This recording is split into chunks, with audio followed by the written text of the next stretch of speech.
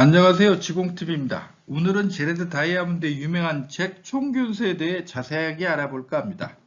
총균세는 1998년 퓰리처상을 수상한 세계적 베스트셀러이자 스테디셀러입니다. 제레드 다이아몬드는 생리학자, 조류연구가, 문화인류학자, 진화, 생물학자이고요. 그 책 제3의 침팬지, 문명의 붕괴, 섹스의 진화 등의 저서가 국내 번역 소개되어 있습니다.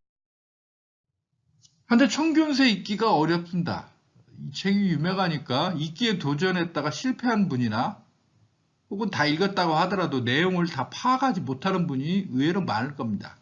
이유는 첫째, 이 책은 아프리카, 남아메리카, 태평양 제도, 오스트레일리아 등에 관한 내용이 책 전체 내용의 30 내지 40%를 차지합니다. 미국, 중국, 일본, 유럽 등은 설사 전문적으로 공부하지 않았다 하더라도 뉴스에 자주 나오고 요즘은 요 정도 많이 가고 그래서 이들 지역은 우리에게 익숙합니다. 한데 아프리카, 남아메리카, 오스트레일리아 등은 우리에게 익숙하지 않습니다. 총균세는 이들 지역과 관련한 내용, 그것도 현재가 아니라 과거에 대한 내용이 많기 때문에 읽기 어렵습니다. 두 번째, 총균세는 요즘 유행하는 통섭의 거의 끝판왕인 책이라 할 수 있습니다. 원칙적으로 문화인류학 책이지만 지리학, 진화생물학, 언어학, 정치학, 역사학, 사회학 등 여러 분야를 망라하고 있습니다. 그것도 꽤나 심도 깊게 파고들기 때문에 읽기 어렵습니다. 마지막으로 인간은 어떤 사건의 배후에 인간의 의지, 열망, 사고 등이 개입되어 있다고 보는 습성이 있습니다. 강력한 의인화 습성 때문인데요. 예를 들어 번개가 치면 시노에서 그런다. 이 생각하는 게 의인화 경향 때문입니다. 아무리 과학기술이 발달했다고 하지만 여전히 인간은 의인화 경향이 강합니다. 한데 총균세는 객관적 환경, 객관적 지리 환경이 문명이라는 거대한 사건의 배후에 있다고 주장합니다. 인간의 기본적 습성과 다른 주장을 하기 때문에 선뜻 그 결론을 받아들이기 어려운 것입니다. 총균세가 워낙 유명하다 보니까 아마 그 핵심 주장이 무엇인지 많은 분들이 들어보셨을 겁니다. 어떤 민족이나 지역에서 문명의 탄생과 성장은 그 민족 또는 그곳 사람들의 생물학적 특성과는 별 관계가 없고 지리적 환경에 좌우된다는 얘기입니다. 한데 이 정도로만 총균세의 내용을 알고 있다면 이 책이 가지는 심도 깊은 문제의식을 놓칠 수 있습니다.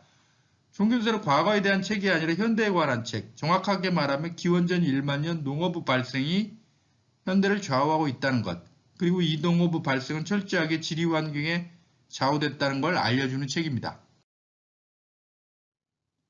총균세 맨 앞부분에는 프롤로그가 있습니다. 제목이 현대 세계의 불평등에 대한 의문을 푼다. 민족마다 역사가 다르게 진행된 것은 각 민족의 생물학적 차이 때문이 아니라 환경적 차이 때문이다. 지리 환경은 분명히 역사에 영향을 미친다. 문제는 그 영향력이 얼마나 큰지, 그리고 과연 역사의 광범위한 경향도 지리적 환경으로 설명할 수 있는지 밝혀내는 일이다. 여기서 프롤로그 제목이 현대 세계의 불평등에 대한 의문을 푼다고 돼 있다는데 주목해야 합니다. 기원전 1세기 유라시아 대륙 인구는 1억 명 정도, 아메리카 대륙은 2천만 내지 3천만 명, 오스트레일리아는 20만 명 정도로 추산됩니다. 한데 도표를 보면 알 수 있듯이 현재에도 유라시아 대륙 인구가 가장 많고 GDP도 가장 큽니다. 북아메리카, 미국, 캐나다, 오스트레일리아는 유라시아 대륙 출신 사람들이 새로 세운 나라들입니다. 남아메리카는 스페인의 침략을 받아 원주민들은 거의 사라지고 인종이 교체돼 버렸죠. 즉 농업문명 시대보다 현대의 공업문명 시대의 대륙별 격차는 더 커졌습니다.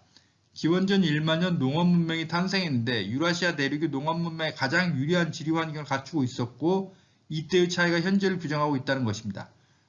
총균세는 이런 차이가 각 대륙 사람들의 생물학적 특성 때문이 아니라 지리 환경 때문에 발생했다고 주장하고 증명하는 책입니다.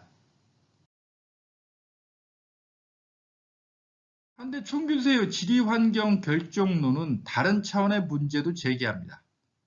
총균세의 주장대로라면 역사에서 인간의 창의성, 인간의 의지는 아무런 구실을 못하는가라는 의문이 나올 수 있습니다. 인간과 동물은 이성적 능력이 있느냐 여부로 차이가 발생합니다. 동물의 진화는 환경에 적응한 결과인데 인간 문명도 결국 환경의 산물이라면 인간과 동물에게 별 차이가 없다는 말 아닌가? 영국의 유명한 역사학자 아놀드 토인비는 역사는 자연 환경의 도전에 대한 인간 능력의 결과라고 주장했는데 총균세는 정반대의 주장을 하고 있는 셈입니다. 자본주의는 서유럽에서 탄생했습니다. 다른 곳도 아닌 하필 서유럽에서 탄생했을까? 이것도 총균세의 지리환경 결정론으로 설명 가능할까요? 보통 서구는 고대 그리스 시대부터 이성적, 합리적 철학 전통이 있었고 이게 자본주의가 서유럽에서 탄생한 이유라는 주장이 광범위하게 퍼져 있습니다.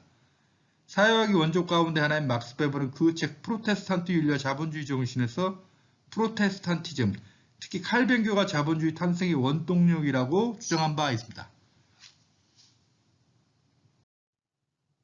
많은 전문가들이 2040년, 50년께 중국과 인도가 세계 GDP 1위와 2위 국가가 될 것이라고 예측합니다. 그림을 보면 구매력 지수로 평가한 것인데 2050년 GDP 1위는 중국, 2위는 인도, 미국은 3위에 불과합니다. 인도네시아, 브라질, 러시아, 멕시코가 4 내지 7위를 차지합니다. 현재 선진국이라는 일본, 독일, 영국 그 밑으로 밀려납니다. 이 예측대로라면 2050년 이른바 이성적, 합리적 전통이 없던 나라들이 GDP 상위권을 차지하게 되는데 이를 어떤 논리로 설명 가능할까요?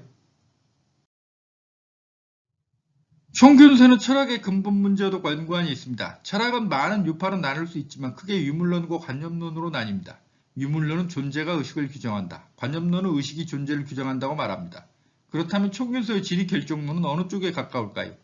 총균세의 지리결정론은 존재가 의식을 규정한다는 유물론 철학을 구체적 사례로 볼 수 있을까요? 여기서 주의할 게 그렇다고 제레드 다이아몬드가 마르크스주의자는 아니라는 겁니다.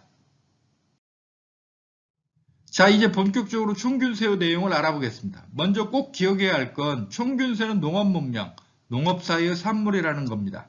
제레드 다이아몬드가 이 책 제목을 총균세라고 지은 건 이것들이 오직 농업문명의 산물이기 때문입니다. 수렵채집 사회에서 총균세는 탄생할 수 없습니다. 왜 총균세가 농업문명에서만 탄생할 수 있었는가는 이 책의 아주 중요한 포인트입니다.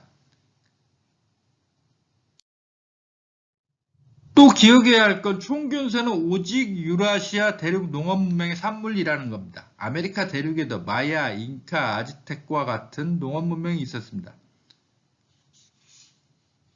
이집트 사진은 아즈텍 문명의 하나로 테오티후아칸의 거대한 피라미드입니다. 이집트 기자와 피라미드보다 규모가 조금 작긴 하지만 역시 거대합니다. 이 정도로 수준 높은 문명을 이룩했음에도 아메리카 대륙에는 총균세가 없었습니다. 방금 총균세는 농업문명의 산물이라고 했죠. 한데 같은 농업문명인데 왜 아메리카 대륙에는 총균세가 없었을까요? 유라시아 대륙 사람과 아메리카 대륙 사람들의 생물학적 특성 차이 때문이 아니라 지리 환경의 차이 때문이라는 게 제레드 다이아몬드의 주장입니다. 유라시아, 아메리카, 아프리카 대륙의 결정적 차이는 오직 유라시아만이 동서로 길다는 것입니다. 아메리카 대륙은 유라시아 대륙 넓이의 77%, 아프리카는 55% 수준인데 이들 대륙의 문명의 숫자와 수준은 이 넓이보다 몇 배 이상 차이가 났습니다. 이게 각 대륙 사람들의 생물학적 차이 때문이 아니라 대륙이 동서 방향이냐 남북 방향이냐에 따라 차이가 났다는 겁니다. 우선 유라시아 대륙을 보면 동서로 길고 인류 최초 4대 문명이 모두 유라시아에서 탄생했습니다. 더욱 이상한 건 이 4대 문명이 모두 북위 25도에서 35도 사이에 위치한다는 겁니다. 위도 1도는 거리가 133km입니다. 즉 유라시아 4대 문명은 위도상 1333km밖에 차이가 안 납니다.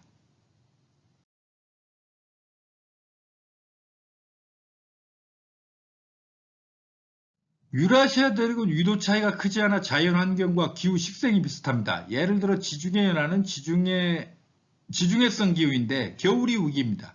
한데 동아시아는 여름이 우기입니다. 정반대죠? 그러나 위도 차이가 크지 않으므로 동아시아 사람이 지중해 기후대에 가서 살기 힘들다거나 지중해 연안의 문명의 요소가 동아시아에 전파되기 힘들다거나 그런 일은 발생하지 않습니다. 한 예로 밀과 보리는 원래 지중해 연안의 비옥한 초승달지대에서 야생식물을 농작물로 만든 겁니다. 밀과 보리는 기원전 7000에서 8000년쯤 작물이 되는데 2, 3000년 정도 지나 동아시아까지 전파됩니다.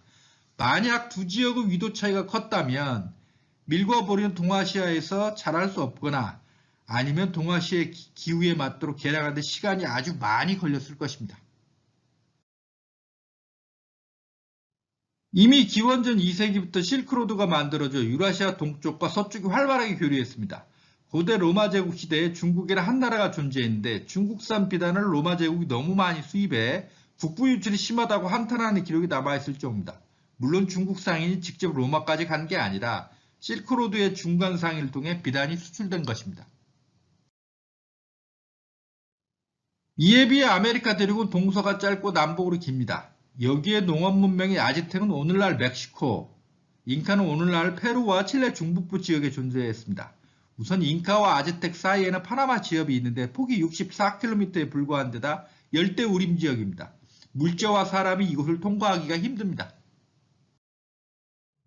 또 멕시코 북부는 사막입니다. 따라서 아즈텍 문명이 그 위쪽 북아메리카의 인디언 사회에 전파되기가 힘들었습니다. 오늘날 페루의 수도 리마에서 멕시코의 수도 멕시코시티까지 4281km나 됩니다. 이리 먼 데다 중간에 있는 지리적 장애물 때문에 아즈텍과 잉카는 비슷한 시기에 존재했음에도 불구하고 교류가 전혀 없었습니다. 유라시아 대륙 전체의 모든 민족이 동시에 총균세를 갖췄던 건 아닙니다. 어느 한 민족 또는 한 지역에서 총이나 균이나 쇠가 탄생하면 동서로 긴 유라시아 대륙 특성상 곧바로 전파됐다는 거죠.